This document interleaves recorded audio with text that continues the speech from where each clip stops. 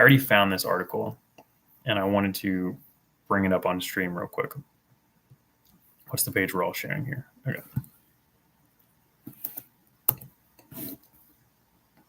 Right on. Okay. So I have not looked at this article at all, though. 10 books that understand anxiety better than your therapist might. That could be me, by Girish Shukla. June 27, 2025. This is about a month old. I think this is going to be interesting. I have not looked at this, like I said.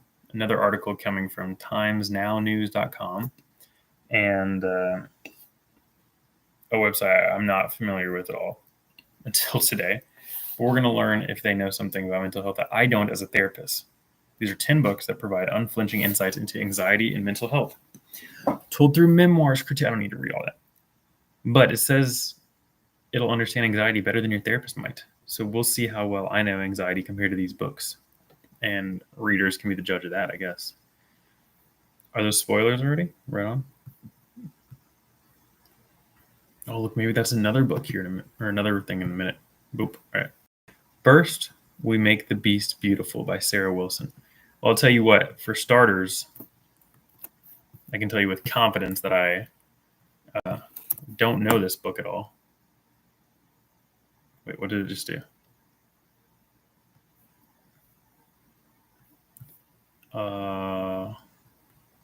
Let's try that again.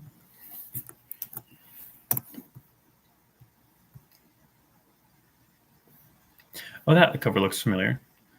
It's a profound exploration of anxiety, offering readers a fresh perspective on the condition.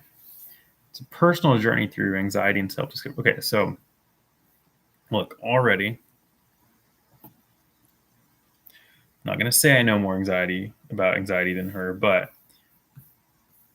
this does say this is a personal journey, which means by definition, I can't be more right than she is if it's her own experience. So we're going to say a draw on that one for whether I know more or she knows more. I know my anxiety, she knows hers. Although I think being able to communicate properly through a memoir in any way is really useful. The way you can communicate through language what you're going through is such a very useful task. Or why am I blanking? It's a very useful thing to be able to do. Oh, look, there it is. Fantastic. Oh, see, look, we're getting ahead. We see more. That's all right. Hello, I want to die. Please fix me. Anna Mailer Paperney. Okay, we're coming in with another anxiety book that I've never heard of. Never Not Once. Okay. Illuminates. I could probably just read the actual article I'm taking from. As a journalist who attempts suicide, she interrogates mental health systems while confronting her own recurring depression. Her prose is clean and unsentimental, offering a look at both the systemic failures and the emotional weight of psychiatric illness. Part memoir, part expose, and entirely necessary. Yeah, that could be interesting.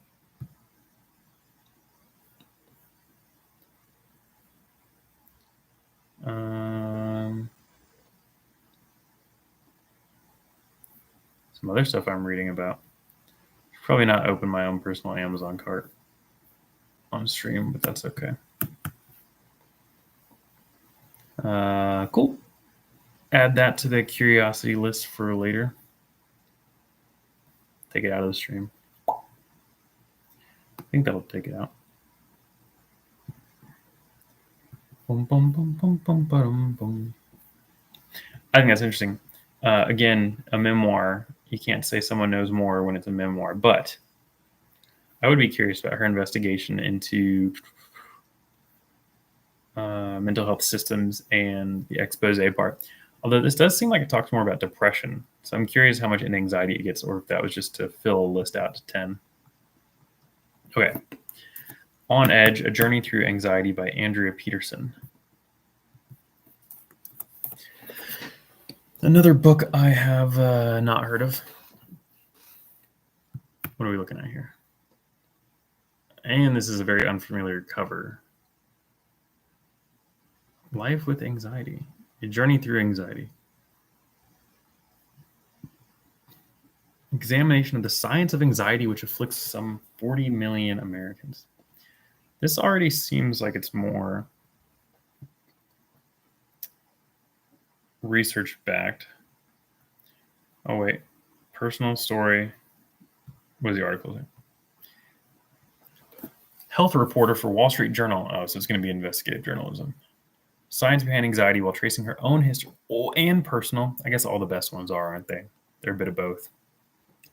Blending memoir and research, she brings together cutting-edge neuroscience, pharmacology, and psychotherapy with personal anecdotes that feel deeply familiar. Did all those other words fine, but not that one. That could be interesting as well. We'll add it to the read later list. Maybe. Oh, wait, I don't need to read the picture later. Yeah, I think that could be a good one to read. Does she know more about anxiety than me? Because that's the thing with investigative journalism is you can get focused in on certain avenues. So it just depends on what we're talking about and what specifically she investigated. I think there's a good chance. I mean, most fields, you can know more than the experts by just hyper studying the one thing. So a mental health expert is rarely actually an expert in anxiety. They're an expert in the broader category of mental health, which is why if you have severe anxiety, it's probably better for you to go to someone who specializes. So a professional in the field is not the same as a specialist in the field. So when you need a specialist, not everyone needs specialists. But when you need a specialist, you should go seek that specialist out. So a specialist on anxiety would for sure know more than I would about anxiety. I shouldn't say that. They ought to know more than I do as a non-specialist. Okay. Next book, My Age of Anxiety by Scott Stossel. Fear, hope, dread, and the search for peace of mind. The panic years, to describe a phrase many women face in their late 20s to mid 30s, writing with sharp humor. Wait. Oh my gosh. I just skipped ahead. I didn't think Scott was a woman. Lifelong battle with anxiety. Yeah, see these memoir ones, you just get you can't. It's not comparable. So I think they're really helpful. I like actually some of my favorite writing is memoir style writing. So you just get this raw experience because you can't really debate someone's raw experience, which is what I really like. So any hot button topic like politics, pretty much every intersectionality conversation nowadays, religion, all these things, they work really well when you get personal experience because that's just the way that person has experienced life and these situations. And it's one account of many, and it should be taken as such, but it's just a fascinating thing to see. I don't need to copy all these. Panic Years by Nell Frizzle. Oh, the Magic School Bus Lady?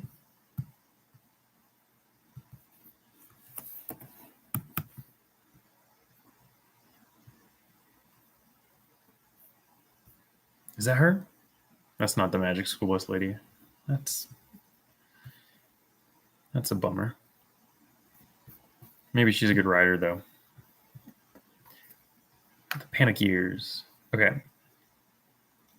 Writing with sharp humor and heartfelt honesty. So this is more of a broader medical field issue than a mental health field issue, although it's probably all the same everywhere. There's a lot of studies have been done on men, and anything that's like a women-focused study or an amalgam between men and women can be interesting because a lot of old research, especially like heart health, was done primarily on men, which I don't know the history well enough to know if that was strictly sexist or what that looked like or why, or the overall benefits are definitely in the research that way. But men and women are different. They're biologically different, and they're completely separate organisms. Obviously, we're all the same species. Our bodies respond to experiences differently and cultural experiences as well. So yeah, this could be just interesting. unpacks how anxiety isn't just neurological, it's socio-cultural, gendered, and deeply entwined with how we measure our lives. Yeah, that's true. The result is both validating and powerfully feminist. So that makes me wonder if this is written mostly for women. It's kind of hard to, I mean, a story is a story, I guess. So yeah, if you get the validation and if you come away feeling like a more powerful feminist, then there you go. The Noonday Demon, an Atlas of Depression by Andrew Solomon. I do think I've heard about this. And he right there, look at that. He endorsed Scott's book up there. This one sounds familiar, though. Is a book by Andrew Solomon that exists. Hey, hang on. That's the second book now that's tried to trick me into thinking this is about anxiety. This is sneaky. Although, if you're unaware, anxiety and depression are pretty linked for a lot of people. That goes unspoken a lot of the times, but there's pretty high comorbidity between being anxious and depressed. Often one pulls the other into existence, but they can be comorbid pretty often. It examines depression in personal, cultural, and scientific terms. Solomon draws on his own struggles with the illness and interviews with fellow sufferers, doctors and scientists, policymakers and politicians, drug designers and philosophers to reveal the subtle complexities and sheer agony of the disease. He also describes his 3 episodes of major depression in detail from early symptoms through to treatments in order to provide a first-hand account. That sounds cool. My gut says this is like 800 pages long. Give me the page count. Give me the page count.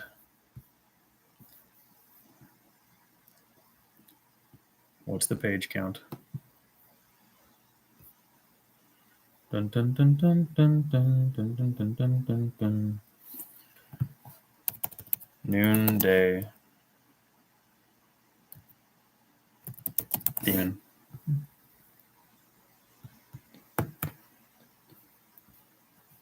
What is it? Tell me. Well, that's an audiobook. Those don't have pages.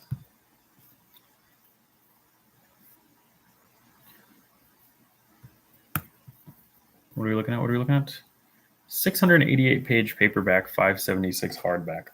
I feel like this dude wrote you're at the Falling from the Tree book. Yeah, Far from the Tree. I don't know this guy enough. I need to look more into him. He's got some interesting like book ideas when presented. Oh, that book's 970 pages. That's probably why I thought this one might be way longer. Anyway, interesting. That's up there. I'd be interested to read that. An Unquiet Mind by Redfield Jameson. This one also sounds familiar.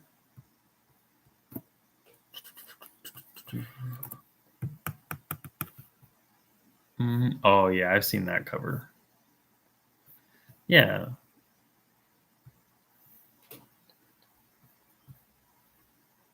A Memoir of Moods and Madness. Both a clinical psychologist and a woman with bipolar disorder, giving her unique insight into mental health from both sides of it. Yeah, this is this article is taking some liberties with anxiety. But again, there's a high morbidity with anxiety and depression, but a lot of these seem more depression focused. While focused on manic depression, her discussions on the terror of losing control, the side effects of medication, and the burden of secrecy will resonate with anyone who's lived with anxiety.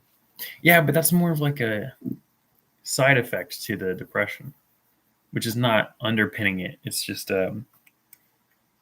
like anxiety as a disorder. It does present different than as an accompaniment to depression. So I think these can be great, but having focused anxiety books is good. Prozac Nation by Elizabeth Wurtzel. With a new afterword by the author. Dude. Young and Depressed in America. Okay. Incendiary Memoir. Good. It's fire-filled. Battle with Depression and Anxiety. Raw, provocative, and wildly confessional. Yeah, again, a lot of memoirs. I was expecting some like scientific ones. 10 books on understanding that. You would think with the with the title that we'd be getting textbooks, but we're getting memoirs, which is interesting. The Book of Woe, Gary Greenberg. Now, woes sound like a depressing. Oh, the DSM and the, oh my gosh, stop. The Unmaking of Psychiatry. See, that sounds interesting too. The Unmaking of Psychiatry. See, I'm learning a lot. This is why this stream is helpful. The Book of Woe, the DSM. Okay. I've never seen or heard of this. Is that Gary? What's up, dude? I think this would be a fun one to take. I have too many things to read already, but this does look interesting. This does look very interesting. I think we got one more. Yeah. Oh, 10 classic books. Oh my gosh. Okay. Everything is Fine by Vince Granata. Everything is fine. Oh, that was on the that was the top, wasn't it? Ayo. Another that's the memoir cover if I've ever seen one. I'll tell you what. Oh my gosh. Let's see it.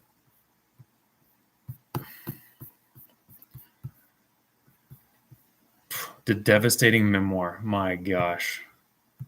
It is. It's another. Cool. Well, writing is lyrical. Sorry, that's fun. So it's fun to read. And another. All right. Well, that's 10 books that understand anxiety better than your therapist might. The hard part about the final verdict on this video is I've never read a single one of the books. So the verdict is out.